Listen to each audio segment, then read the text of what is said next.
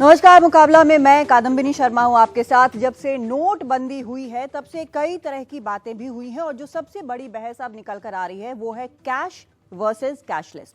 अब कैशलेस के बारे में हम बहुत तारीफें सुन रहे हैं, जैसे कि बहुत आसान है, कन्वीनियंट है, छुट्टे की ज़रूरत नहीं पड़ती है, लूटपाट से सेफ है, इसमें मिडिल मैन नहीं है और हर चीज़ जो है बस एक मोबाइल के बटन के क्लिक से आपकी हो जाएगी। लेकिन आम आदमी जो है इसको अभी भी समझने की कोशिश कर रहा है, जो उसकी चिंताएं हैं उसके बारे में समझने की कोशिश कर रहा है और उसको दूर करने की कोशिश कर रहा है। तो आज मुकाबला में इसी पर चर्चा करेंगे अपने खास मेहमानों से और समझने की और जो चिंताएं हैं वो भी सामने रखने की हम कोशिश करेंगे। हमारे मेहमानों से आपका परिचय सबसे पहले करा देते हैं। हमारे साथ यहाँ पर दीपक एबट हैं, सीनियर वाइस प्रेसिडेंट हैं मार्केटिंग और ग्रोथ पेटीएम के। हमारे साथ सोमपाल शास्त्री हैं, फॉर्मर मेंबर हैं प्लानिंग कमीशन के और एग्रीकल्चरल एक्सपर्ट हैं। जितेंद्र जैन हैं, साइबर एक्सपर्ट हैं और हैकिंग के भी मास्टर हैं। राहुल त्यागी हमारे साथ, वाइस प्रेसिडेंट हैं लुसिडियस के। यूपीआई यानी कि यूनिफाइड पेमेंट इंटरफेस, जो एक नई चीज़ हम सुन रहे हैं उसके बारे में भी हमें बताएंगे और कितना सेफ है ये भी बताएंगे। एसके सरकार है हमारे साथ, सदस्य हैं फिनेंस कमीशन एसोचैम के और क्या राय रखते हैं कैश वर्सेस कैशलेस का, इसके बारे में भी हमें बताने की कोशिश करेंगे। सबसे पहले दीपक एबट, आप ही से जानना चाहती हूँ कि जिस तरह से लगातार इस मोबाइल बैंकिंग और पेमेंट की बात हो रही है, बहुत सारे ऐसे लोग हैं जो कि इस तरह से पेमेंट नहीं करते हैं। कहीं ना कहीं उनको एक डर है कि कैसे करें या फिर कहीं ना कहीं सिस्टम कॉम्प्लेक्स लगता है। क्या आपके पास ऐसा खास है जो आपको लगता है कि सब इसी एक विंडो से पेमेंट करें और इतना आसान है, जो कि अभी तक कई लोगों को आसान नहीं लग रहा है? क्योंकि अभी अगर आप देखें तो सबसे पहले अगर आपको पेटीएम या कोई भी वॉलेट या कोई ई वॉलेट या फिर यूपीआई का इस्तेमाल करना, तो सबसे पहले आपको एक स्मार्टफोन आपके पास होना चाहिए, इंटरनेट कनेक्शन होना चाहिए। तो पहले ही हमारी मार्केट उनको कैटर करती है जिनके पास एक फ़ोन है। तो और हम उम्मीद करते हैं जो लोग फ़ोन यूज़ करना जानते हैं और जो लोग जानते हैं कि ऐप कैसे डाउनलोड करते हैं, थोड़ा सा बेसिक नॉलेज चाहिए। इनिशियली उनको थोड़ा हैंड होल्डिंग लगता है, एजुकेशन लगता है, और वही हम एक्चुअली आजकल जब से 8 नवंबर के बाद जब से ये सब डिमोनेटाइजेशन हुआ है, हम कोशिश कर रहे हैं कि जो हमारे शॉपकीपर, जो मर्चेंट जो हमारे पेटीएम एक्सेप्ट करते हैं, वो एक तरह से हमारे ब्रांड एम्बेसडर बन के जो लोग उनकी दुकान पे आ रहे हैं उनको सिखा रहे हैं कि पेटीएम कैसे डाउनलोड करना है। इनफैक्ट वो इनकरेज कर रहे हैं कि आप पेटीएम से पे कीजिए और वो उसी जगह पे उनको ऐप डाउनलोड करा के इनिशियल जो ट्रेनिंग है वो दे रहे हैं। तो थोड़ा मुश्किल होता है इनिशियली, जो लोग नए नए एकदम फ़ोन खरीदते हैं या नए नए इंटरनेट पे आते हैं, और हमारी कोशिश वही रहती है कि उसको, जैसे भी हमने अपनी ऐप को 10 रीजनल लैंग्वेजेस में भी किया ताकि जिनको अंग्रेजी नहीं आती वो भी आसानी से यूज़ कर सकें। तो कोशिश जारी रहती है कि हम चाहे वो आउटबाउंड कॉल्स हों, चाहे वो एसएमएस के जरिए हो, या फिर उनको अगर वो हमें कॉल करें और हम उनको फ़ोन पे ट्रेन कर पाएँ, या फिर जो हमारे जो ट्रेनिंग मटेरियल है वो जगह जगह जल्दी से जल्दी पहुंचा पाएँ। हम इनफैक्ट स्टेट लेवल पे, डिस्ट्रिक्ट लेवल पे अपने ट्रेनिंग मटेरियल को बहुत अवेलेबल कराते हैं ताकि जो भी सीखना चाहे तो हम कैंप्स लगा के भी सिखाते हैं। तो अभी जब से लास्ट एक चीज़ बताएं आप मुझे कि 8 नवंबर के पहले आपका जो टारगेट था वो शहरी पॉपुलेशन था या ग्रामीण पॉपुलेशन था? हमने शुरू से ही, इनफैक्ट लास्ट 2 साल से ही फोकस रखा है टॉप 40 सिटीज के अलावा जो बाकी सिटीज हैं। टॉप 40 हम उनको डिफाइन करते हैं जिनकी पॉपुलेशन 1 मिलियन से ज़्यादा है। ठीक है। हमारा अगर अभी भी आज 8 नवंबर से पहले का भी ट्रैफिक देखें तो 60% जो हमारा ट्रांजैक्शन था वो छोटे शहरों से आता था। ठीक है। अब हमने फोकस किया है कि उस पर ज़्यादा, क्योंकि तब क्या होता था कि छोटे शहरों में बड़े शहरों में लोग डेबिट क्रेडिट कार्ड फिर भी यूज कर लेते थे। छोटे शहरों में दुकानदार के पास तो पॉस मशीन भी नहीं होता, वो डेबिट कार्ड ले भी नहीं सकते, तो उनके पास एक ही जरिया होता था कि पेटीएम से या किसी और वॉलेट से पेमेंट ले सके। बट अभी 8 के बाद हमारा फोकस उस पर और ज्यादा बढ़ गया है, क्योंकि वहां से दुकानदारों की तरफ से, बिजनेसमैन की तरफ से डिमांड आ रही है कि हमें भी पेटीएम या हमें भी कोई डिजिटल पेमेंट एक्सेप्ट करना है। तो इसलिए हमारा फोकस वहां ज्यादा है। ठीक है। राहुल, आपसे जानना चाहते हैं कि आपका इनसे कैसे अलग है, ई वॉलेट से कैसे अलग है इनका? ई वॉलेट अगर हम बात करें कि यूपीआई एप्लीकेशन की basically, so as a security point of view, as a cyber security expert, अगर आप ट्रांजैक्शन लेवल का सिक्योरिटी देखें तो जितने भी मोबाइल वॉलेट्स अभी तक हैं प्राइवेट कंपनीज के, दे हैव उससे बोलते हैं 2 लेयर ऑथेंटिकेशन बेसिकली। सबसे पहले आप अपना mobile, that is the first authentication, जो आपका पासवर्ड होता है, अगर वो ही नहीं किसी के पास तो वो आपका पैसा नहीं चुरा सकता।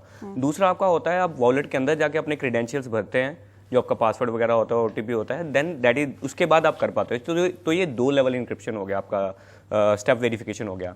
यूपीआई क्यों अलग है? क्योंकि यूपीआई आपका उन एप्लीकेशंस के अंदर ही एम्बेडेड है। तो अगर आप सबसे पहले आपका मोबाइल हो गया, वो पहला लेयर। दूसरा, उसके बाद आप उस एप्लीकेशन के अंदर गए जो वॉलेट है या फिर आपके बैंक की जो एप्लीकेशन है, उसके बाद उसके अंदर जाके आप तीसरा जो होगा वो यूपीआई एप्लीकेशन होगा। तो this is the third layer of security. और वो भी ये ट्रांजेक्शन करने के लिए आपको एक एम पिन नाम की 4 नंबर का डिजिट चाहिए होगा, जो 4 डिजिट के बाद ही ट्रांजैक्शन हो पाएगा।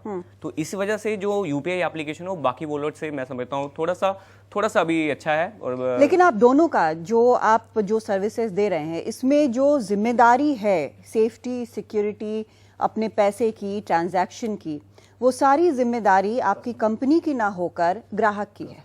बिल्कुल, है ना? आपके में भी यही है? एक्चुअली नहीं, मैं थोड़ा डिफर करता हूँ, क्योंकि हम क्या बोलते हैं कि अगर आप हमारे साथ पैसा रखते हैं, आपके वॉलेट में पैसा है, तो पैसे की जिम्मेदारी हमारी है। उस पर कुछ भी कोई मिसयूज होगा, हम, क्योंकि हमारे पास पूरा ट्रेल है, हम ट्रैक करके कस्टमर को हमेशा प्रोटेक्ट रखते हैं। ठीक है जितिन, ये बड़ी सिक्योरिटी वाली बातें हैं। ठीक है, ये कह रहे हैं कि 3 लेयर की सिक्योरिटी है, ये कह रहे हैं कि कस्टमर को प्रोटेक्ट करते हैं जब तक वॉलेट में, लेकिन क्या इतना सिक्योर है अभी भी यहाँ पर जो हम देख रहे हैं? क्योंकि अभी अक्टूबर में हमने देखा था कि 32 लाख डेबिट कार्ड जो हैं वो हैक हो गए थे, सारी सिक्योरिटी होने के बावजूद हैक हो गए थे। तो जो ये बता रहे हैं, क्या इस प्रकार की सिक्योरिटी है कि बिल्कुल आंख बंद करके भरोसा किया जा सके? देखिए, मैं एक कंसोर्शियम चलाता हूं जिसमें एथिकल हैकर्स और साइबर एक्सपर्ट्स हैं, इंडिविजुअल्स। मैं कंपनियों की बात नहीं करता, और हम लोग सालों से specially mobile security, mobile apps के ऊपर काम कर रहे हैं। और मैं एक चीज़ आपको बताना चाहूँगा कि भारत के अंदर मैं कैशलेस इकोनॉमी का समर्थन करता हूँ। मैं ये भी मानता हूँ डिजिटल ट्रांजैक्शन जो है वो बहुत कन्वीनियंट है। मगर मेरी नज़र में किसी भी इकोनॉमी के अंदर जो ये कैशलेस ट्रांजैक्शन है वो कन्वीनियंस के लिए होना चाहिए, कंपल्शन से नहीं। आज स्थिति ये है कि जब पेटीएम बात कर रहे हैं, legally they are not liable, ये कह रहे हैं कि हम कस्टमर का ध्यान रखेंगे, तो आज उन्होंने खुद कंप्लेंट करके 48 लाख रुपए इनको किसी ने फ्रॉड कर दिया। दूसरी बात, जहां तक यूपीआई की बात है, आज हमारे देश के अंदर आपको ये समझना होगा कि अगर आपका मोबाइल खो जाए, आप पुलिस थाने जाइए, अगर आप मोबाइल खोने की अगर एफआईआर लिखाएंगे तो वो नहीं करेगा, पर आप बोलें खाली एक कंप्लेंट लिख दो कि मुझे नया सिम इशू कराना है, वो 2 मिनट के अंदर हो जाता है। आपको आईडी देने की भी जरूरत नहीं है। तो उस केस के अंदर समझिए, अगर मेरे अकाउंट में 50 लाख रुपए हैं और मैं जाके पुलिस थाने में लिखाता हूँ, भाई साहब राहुल त्यागी जी का मोबाइल खो गया है, ये लीजिए नंबर, और उसने मेरे को एनसीआर दी, मैंने जाके दूसरा सिम इशू करा लिया। और जहां तक पासवर्ड की बात है, जो सेकंड फैक्टर ये बता रहे हैं, 4 डिजिट का पिन, आप ये बात समझिए कि कितने लोग हैं जिनके ईमेल हैक होते हैं। भारत में साइबर फ्रॉड और साइबर क्राइम करोड़ों लोगों के हजारों लोगों के ईमेल हैक हो रहे हैं। इसमें से 0.01% भी प्रोसिक्यूशन और उसका इन्वेस्टिगेशन नहीं है। तो अगर आपका पासवर्ड किसी ने मेल में लिख रखा है, किसी ने व्हाट्सएप पे लिख रखा है, मोबाइल में इनका सिम कार्ड ले आया, मेरे पास अब 4 डिजिट का पिन है जो मैंने ईमेल हैक करके लिया और मैं पैसा लेके चले जाऊंगा। और इसमें ना तो मैं इसलिए भी नहीं पकड़ाऊंगा, आप बैंक में जाएंगे तो आपकी फोटो खींचती है, आप एटीएम जाएंगे तो भी कैमरा लगा है, यहाँ पे तो फोटो कैमरा कुछ भी नहीं है। आप कोई भी बस एक फर्जी मोबाइल लीजिए और बिना एड्रेस का एक किसी का सिम कार्ड लेके आइए, एनसीआर के बेस के ऊपर हिंदुस्तान के अंदर कहीं पे भी एफआईआर लिखा सकता है, हिंदुस्तान में कहीं पे भी, और एयरटेल के किसी भी या किसी भाज के किसी भी स्टोर से आप नया सिम ले आइए। नंबर 1। जहां तक पेटीएम वॉलेट्स की बात है, देखिए मैं खुद पेटीएम का यूजर हूं, मैं इनका इस्तेमाल करता हूं पर कन्वीनियंस के लिए। जहां मुझे देना है, मुझे कैब की पेमेंट करनी है, मैं पेटीएम का इस्तेमाल करूंगा। पर आप मुझे कहें कि मैं अपनी रोजमर्रा की जिंदगी के लिए, सब्जी खरीदने के लिए, ट्रांजेक्शन के लिए, ग्रोसरी शॉपिंग के लिए मैं पेटीएम का इस्तेमाल करूं, sorry, I am not willing to do it. Why should I put my money in ATM when I have heard you know earn that money. Second, Paytm में भी अभी जो पिन का पासवर्ड है वो अभी 4 दिन पहले आया है। इससे पहले आप किसी का फोन में मांगिए कि सर मेरे को एक फोन करना है, वो आपको एक कीपैड खोल के देता, 2 मिनट साइड में जाके पेटीएम ट्रांसफर कर दीजिए, पैसा गया।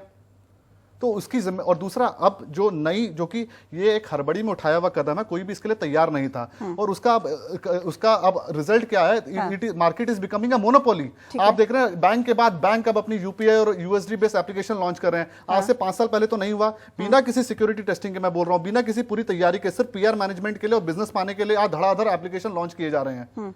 तो उसको देखते हुए जो आज सभी लोग मानेंगे कि भारत में हम लोग इतने साइबर सुरक्षा के लायक नहीं है कि हम 100% डिजिटल इकोनॉमी पे शिफ्ट हो जाएं। हमें होना चाहिए, और कंट्री के लिए बहुत आवश्यक है हम कैशलेस ट्रांजैक्शन की तरफ जाएं, मगर it has to be in a staggered manner. धीरे धीरे आप लोगों को उनकी कन्वीनियंस के हिसाब से आने दीजिए, आप जबरदस्ती उनसे मत करवाइए। इन सब चीज में एक बेसिक प्रेमिस जो है, एक मान के जो चला जा रहा है कि इंसान के पास एक स्मार्टफोन होगा, या जैसा हमारे प्रधानमंत्री ने बोला है कि फीचर वाले फोन से भी हो सकता है। सोमपाल शास्त्री जी, आप लगातार देख रहे हैं और आप प्लानिंग कमीशन में रहे हैं, एग्रीकल्चरल एक्सपर्ट रहे हैं, जिस तरह से एक अब स्मार्टफोन जो है वो सब कुछ हो गया, सब मिला के आप उससे बात भी कर लें, आप उससे सारे ट्रांजैक्शन भी कर लें। क्या आज की तारीख में ये जो एग्रीकल्चरल पूरा स्फीयर है, क्या उसमें ये प्रैक्टिकली संभव है?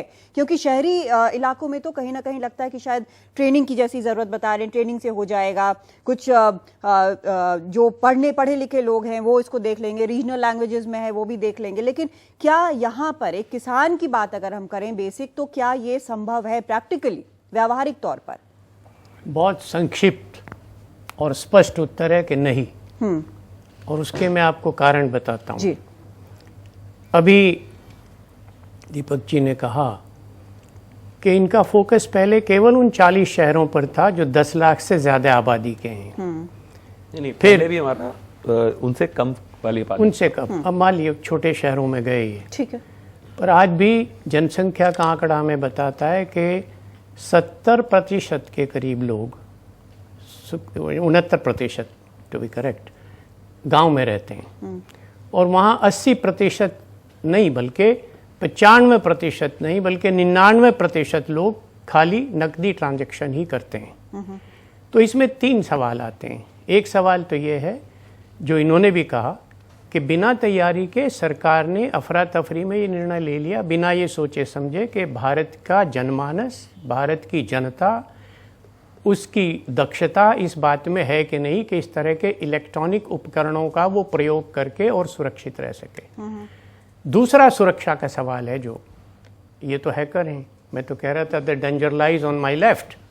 तो मैं खूब पढ़ा लिखा हूँ, दिल्ली विश्वविद्यालय से MA किया, लॉ किया, कंप्यूटर सब कुछ जानता हूँ चलाना।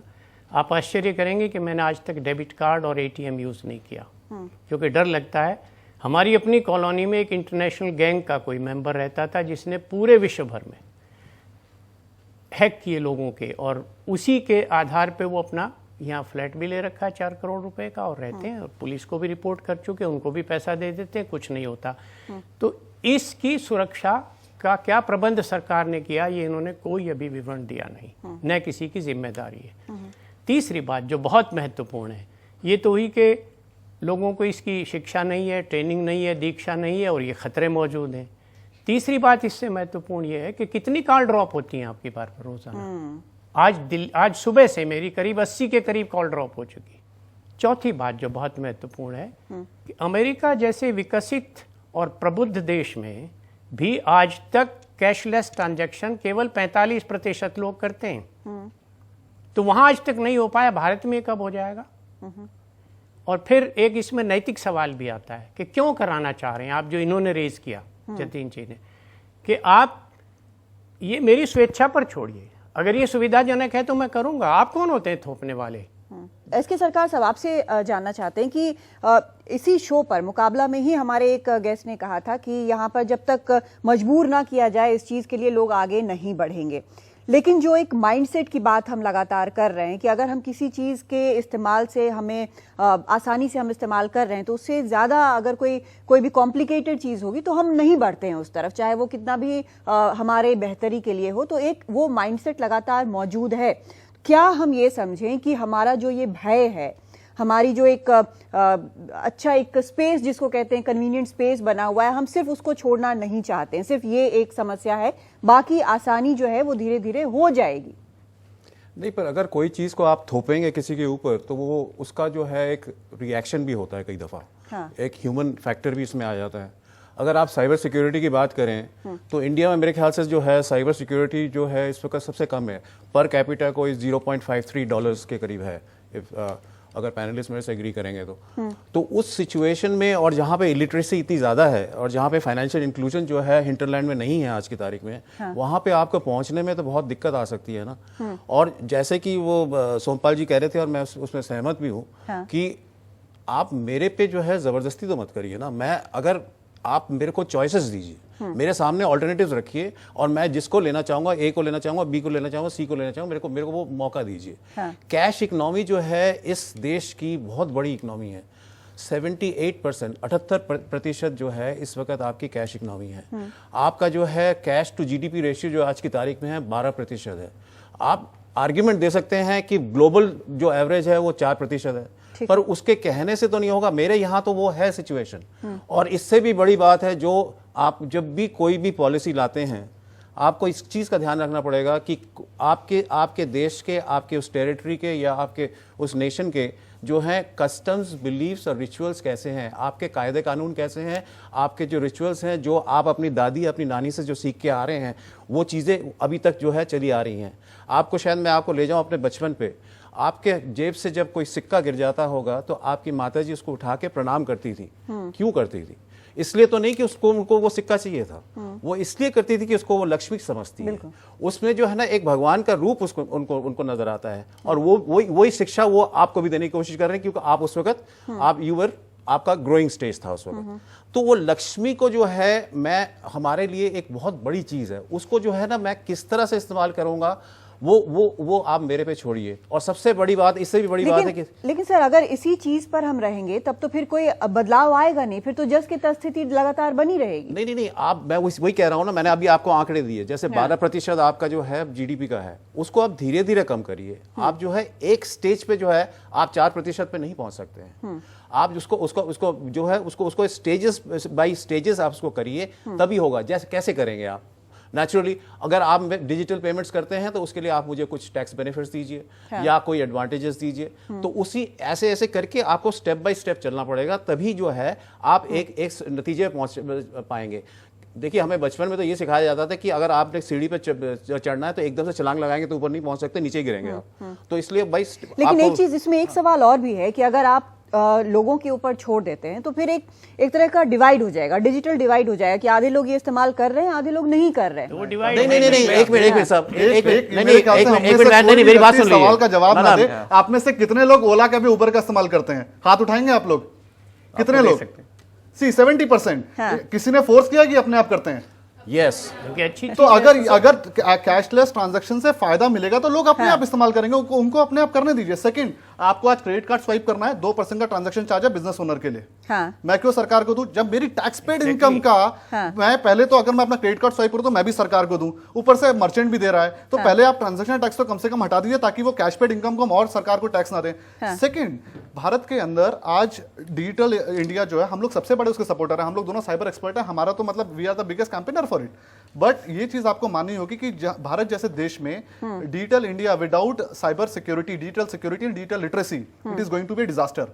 पिछले अभी इस साल IRCTC हैक हुआ है, एशिया का सबसे largest so called commerce portal कहा जाता है, सरकार का है। स्टेट बैंक ऑफ इंडिया पिछले साल हैक हुआ था। आपके यहाँ पे अब ISI के मैलवेयर पकड़े गए मोबाइल फोनों के अंदर, ठीक है। और आप जितना तो लीजन भी पहुंच गया यहाँ पे, उसके बारे में मैं कमेंट नहीं करूंगा। तो साइबर सिक्योरिटी अगर सरकार को इनको पुश करना है तो जो नया ये पैमाना आ रहा है कि अगर कई सारे यानी कि इश्यूज तो 10,000 रुपए आपको मिलेंगे। मैं कहता हूं कि moment there is a bank fraud and the user is a dispute, आप 100% पैसा उसको पहले वापस दीजिए, उसके बाद आप बैंक से सेटल करवाइए। यानी कि कई स्टेप्स हैं जो अभी लिए जाने बाकी हैं। और हमारे यहाँ पर जो साथ में दर्शक बैठे हैं उनके भी कई सवाल हैं। छोटा सा ब्रेक लेते हैं, उसके बाद ब्रेक के बाद लौटेंगे और इस पर सवाल भी लेंगे और आप सबके जवाब भी लेंगे। एक छोटा सा ब्रेक ले रहे हैं।